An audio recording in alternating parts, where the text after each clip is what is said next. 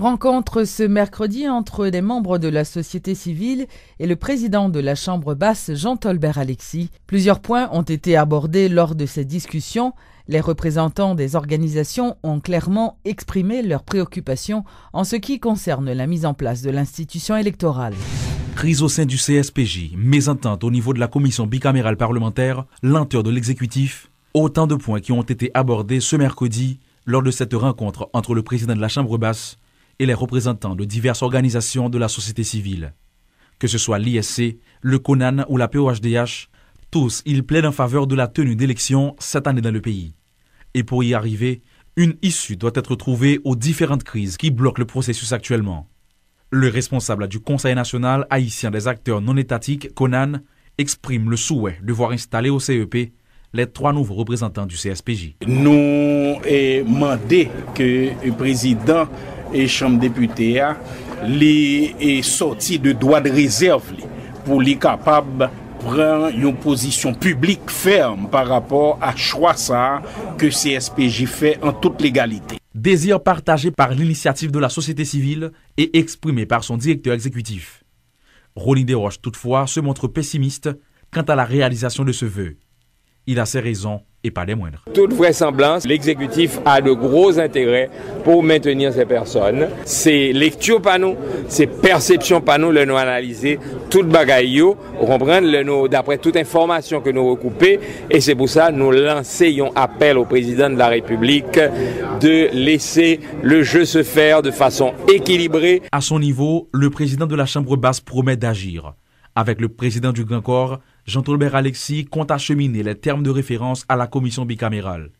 Quant au CSPJ, son action est peut-être limitée. Toutefois, il appelle les 3 anciens conseillers à la raison. Les sages et le bon ton pour 3 membres justement râler pour permettre au processus capable d'avancer parce qu'il nous faut inévitablement des élections cette année, à la fin de cette année. On croit que malgré les résistance, il y a fallu attendre la voix de la raison. Et entendre raison, c'est peut-être pas encore inscrit dans l'agenda du conseiller Sanlavik Xantus. Pas de question pour mon passer main en tête pour dire allez pour m'bailler on l'autre groupe monde qui c'est citoyen haïtien pareil moi venir là faut expliquer d'abord qui ça me fait ou dire premier vote pas bon comme si deuxième non bon. Les négociations promettent d'être longues et chaotiques.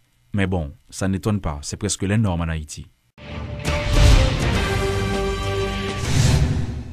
Le ministère de la Santé publique et de la Population a présenté ce mercredi le plan d'élimination du choléra prévu pour la période 2013-2022. Par la même occasion, le ministre a également lancé la 2e phase de la campagne de vaccination contre le choléra dans les zones du pays jugées les plus vulnérables. La présentation du document d'élimination du choléra 2013-2022 s'est déroulée ce mercredi en présence de diverses personnalités d'organisations internationales, telles l'envoyé spécial de l'ONU en Haïti. Ce plan d'éradication totale du choléra en 2022 se fixe des objectifs bien précis, fait remarquer la directrice générale du ministère, Guirlaine Raymond. Celui de permettre l'accès à l'eau potable à au moins 85% de la population. On n'élimine pas 100%. Celui de permettre l'accès à l'assainissement à au moins 90% de la population. D'augmenter à 90% la collecte des déchets ménagers générés dans la zone métropolitaine et 80% de ceux générés dans les villes secondaires. Celui de faciliter l'accès aux services de soins de santé à 80% de la population. De renforcer la surveillance épidémiologique et d'intensifier l'éducation de la population en matière d'hygiène. Selon les responsables du ministère de la Santé, le coût global de la réalisation de ce plan de travail s'élève à 2 millions de dollars sur 10 ans.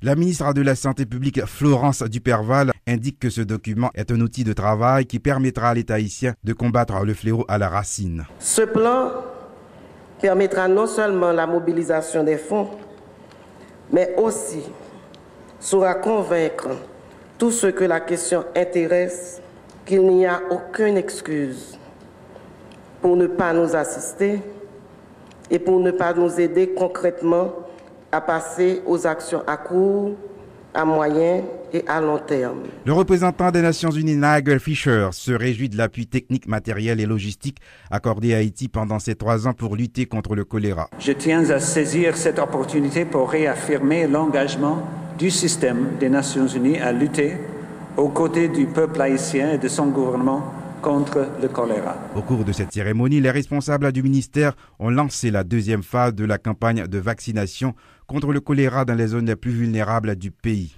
Le choléra a déjà tué 8 000 Haïtiens et 600 000 autres ont été infectés par cette maladie. Donc c'est pour éradiquer totalement ce fléau dans le pays que ce plan rédigé par des techniciens haïtiens et dominicains a été conçu. Les responsables du ministère de l'Éducation nationale et de la formation professionnelle ont fait le point ce mercredi sur le plan opérationnel 2010-2015 du système éducatif haïtien. Selon le coordonnateur du programme de scolarisation universelle gratuite et obligatoire, le PSUGO, Paul Elisel, le gouvernement ne pourra pas permettre à tous les enfants de se rendre à l'école d'ici 2015. Toutefois, il a fait savoir que l'administration Martelly-Lamotte travaille d'arrache-pied afin de permettre à un plus grand nombre d'enfants à avoir accès à l'éducation. En termes de scolarisation universelle, nous avons des objectifs millénaires pour atteindre, parce que c'est des objectifs que nous prenons à partir des assises internationales, notamment à Dakar. Et nous gagnons en 2015, il faut que nous ayons mettre tout le monde à l'école. Et alors ça, on regarde l'objectif ça là, nous avons 14% la donne. Ça veut dire que l'effort qui fait à travers le programme de scolarisation universelle là, c'est très important. Et l'effort qui fait tout du côté des PTF en finançant l'éducation pour tous, ça l'éducation et programme PTF, il est considérable, mais nous sommes très loin des objectifs. Parce que si nous, en 2013 ou en 2015, pour finir, si nous à 14%, donc l'on fait différence ça, ou est que nous sommes très en retard. Donc nous allons essayer de sensibiliser tous les acteurs, notamment l'État et les PTF, pour voir dans quelle mesure nous sommes capables d'accélérer. Parce que ne pas oublier que, notamment dans le PSUGO, nous avons pour nous atteindre 1 500 000 enfants qui pourraient entrer à l'école dans le cadre de programme ça. Donc je dis là, qui est fort que nous pourrons faire à partir de revues sectorielles ça pour accélérer et capable d'atteindre l'objectif que le président a fixé pour nous atteindre 1,5 million avant 2015. Le ministère de l'Agriculture a procédé ce mardi à Maniche, dans le département du Sud, au lancement des travaux de curage des rivières. Selon le ministre de l'Agriculture, près de 217 millions de gourdes seront décaissées dans le cadre de ce projet qui doit durer 4 mois et qui permettra le curage d'au moins une rivière par département. Ravine opaque qui vient tomber dans la rivière Cavaillon et qui fait que chaque fois que la rivière Cavaillon a couru, ou gagner ravine opaque, de l'eau qui sortit dans la ravine opaque, tomber dans la rivière Cavaillon, eh bien, il y a passé devant la ville Maniche et il a détruit la ville là. Et dans ce sens ça, depuis 7 mois, nous sommes venus la Maniche pour nous regarder des problèmes là et nous faisons une étude qui permet que nous définissions un ensemble de travaux qui pour permettre que nous arrivions non seulement protéger la ville là, mais faire des travaux au niveau de bassin versant, notamment ravine opaque, pour que nous traitions correctement la ravine opaque, pour que nous soyons capables de camber de l'eau dans la tête monio. Parce que la politique par nous, c'est maîtriser de l'eau. Faire de l'eau arrêter dans la tête monio pour permettre que nous réduisons la vulnérabilité, nous réduisons l'impact que nous allons gagner sur les parties aval, notamment les infrastructures d'irrigation, les villes et les jardins. Donc dans ce sens, ça, travaux ça que nous lançons là aujourd'hui, il va permettre que non seulement nous de l'eau dans la tête maintenant, mais en même temps tout les gabions que nous allons poser, protection de berge que nous allons faire là, et nous allons permettre que eh bien, même si la rivière est en cours, il ne peut pas déborder pour que l'entrée dans la ville Maniche encore. La Chambre de commerce haïtiano-canadienne annonce qu'elle s'est désormais impliquée dans la protection de l'environnement en Haïti.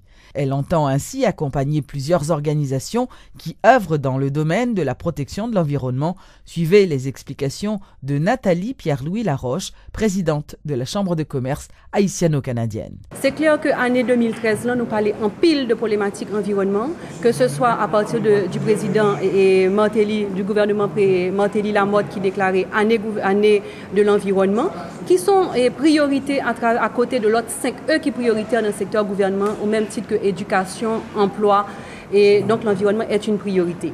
Et nous t'avons invité Dominique Carvonis, qui sont initiatives citoyennes et avec un projet qui a lieu au début du mois de mars, et côté que le sensibiliser l'importance de cette question-là. Et nous associons nous avec lui parce que son volet, côté que nous croyons au niveau de Chambre de commerce et d'industrie haïtiano-canadienne, pas qu'à un développement réellement si pas une implication sociale des entreprises. Et le fait d'avoir M. Edouard Carrier de EXA, qui sont entreprises qui travaillent dans le secteur, qui travaillent dans le domaine et qui étaient en finaliste de l'entrepreneur de l'année de Digicel en 2011, et M. Edouard Carrier, une entreprise qui justement traitait de questions de déchets saillants. Et nous voulons montrer entreprises membres de la Chambre qui partenariat que nous avons fait dans le secteur pour nous maximiser et pour nous impliquer nous et pour nous maximiser l'utilisation des déchets saillants. Okay? Côté que son problème pour lier pour nous, côté que le Cavini en rentabilité. Et nous avons M. Valérie Numa qui était avec nous aujourd'hui, qui sont entrepreneurs mais aussi en militants dans le secteur de l'environnement et qui ont un bel projet dans la zone Campérin. Donc nous voulons montrer que c'est possible. Lancement ce mercredi par le syndicat des notaires de toutes les juridictions d'Haïti de la première conférence notariale internationale. Cette activité se déroulera autour du thème « Le notaire et ses partenaires mobilisés pour la promotion de l'investissement ». Lors d'une rencontre avec la presse ce mercredi, la présidente du SNJH, Marie-Alice Bélizer, a annoncé un débat national autour de la nécessité de résoudre le problème foncier en Haïti, ce qui, selon elle, favorisera des investissements dans le pays. Nous avons cherché joindre une piste de solution. C'est ça qui fait que tout partenaire qui a un rapport avec foncier, que ce soit les banques, les assureurs, les économistes, les juristes, tout ce qui posait problème au niveau du foncier, nous voulons mettre tout sur le tapis pour nous capables de joindre des solutions réalisables. Tout ce qui a rapport à la terre concerne chaque Haïtien et chaque Haïtienne. Parce que nous avons droit pour nous gagner accès à la propriété et chaque investisseur qui veut venir capable de connaître que gain tout cadre légal qui là qui pour permettre que le vienne faire investissement, la pote comme dans le pays, la pote travail dans le pays et la permettre que chaque monde vive mieux. Donc c'est appel à conscientisation ça que nous fait que tout secteur est concerné, tout secteur est by moyo, c'est à partir de moyo que nous avons déterminé qui démarche collective et concertée que nous avons fait pour nous permettre que promotion d'investissement et sécurité foncière viennent en réalité dans le pays. Par ailleurs, le représentant du Centre de facilitation des investissements a fait remarquer que le CFI accompagne le SNJH dans le cadre de cette activité dans le but d'améliorer le score d'Haïti dans le classement Doing Business de la Banque mondiale. Il y a une chose qui est très important pour les investisseurs, c'est qu'ils connaissent que là, ils viennent dans le pays pour investir, qu'ils joignent un encadrement légal qui est viable et qu'ils joignent des conditions d'investissement qui sont comparables à d'autres pays qui voisins nous, qui sont compétiteurs nous. Donc il est important pour nous que tous les problèmes en ce qui concerne des problèmes fonciers, des problèmes de droits de propriété et tout ça soient améliorés de façon à ce que aussi les investisseurs potentiels haïtiens qui parlent soit faire un partenariat ou bien qui parlent travail et pour les vendre des produits à l'extérieur. Comme on connaît, c'est un mécanisme que vous gagnez pour aller pour un prêt bancaire, par exemple. C'est très souvent, on gagne un titre de propriété ou titre de cartes qu'on gagne comme garantie pour obtenir un prêt. Donc, il est important que tout ça vienne clarifier et que vienne uniformiser. Et ceci a aidé nous-mêmes dans la CFI, fait travail par nous, et qui, j'aime te dire tout à l'heure, c'est la promotion d'Haïti comme site d'investissement et pour que nous attirer les compagnies, viennent dans le pays et plus important, créer emploi qui est très en demande, comme on connaît. Haïti est un pays qui gagne un pourcentage extrêmement élevé de monde qui n'est pas employé, qui est sous-employé. Donc, ce travail CFI, c'est d'attirer investisseurs et de créer emploi. La place Saint-Pierre a été à nouveau ouverte au grand public par le maire de Pétionville, Ivanka Brutus, suite à des travaux de réaménagement. Après 3 ans de fermeture, la place Saint-Pierre est réouverte finalement. Ce site public qui faisait dans le temps la fierté des Pétionvillois a repris son visage d'antan. Elle a conservé son décor de jets d'eau, d'arbres et de gazon. Ivanka Brutus a souligné l'importance de ce site public. À partir d'aujourd'hui, la place Saint-Pierre est officiellement ouverte au grand public de 6h du matin jusqu'à 10h du soir, du lundi au dimanche. N'a dit tout que si citoyens yo pas démontrer un respect de place là, si on pas qu'un place là propre, si on pas respecter signalisation, c'est-à-dire pas marcher sous gazon, pas jeter fatra à terre, n'obligé font bac, n'obligé refermer place là pour nous faire plus de sensibilisation. Nous relèvons place publique, mais ça pas veut dire pour autant que faut mal entretenu place là.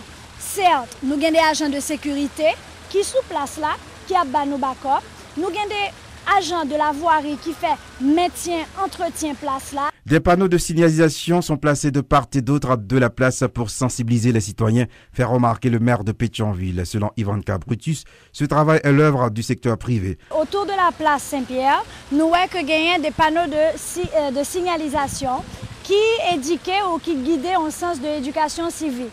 J'aime ma ville bouge, ma ville s'active, pas jeter fatra et à terre, jeter fatra dans poubelle.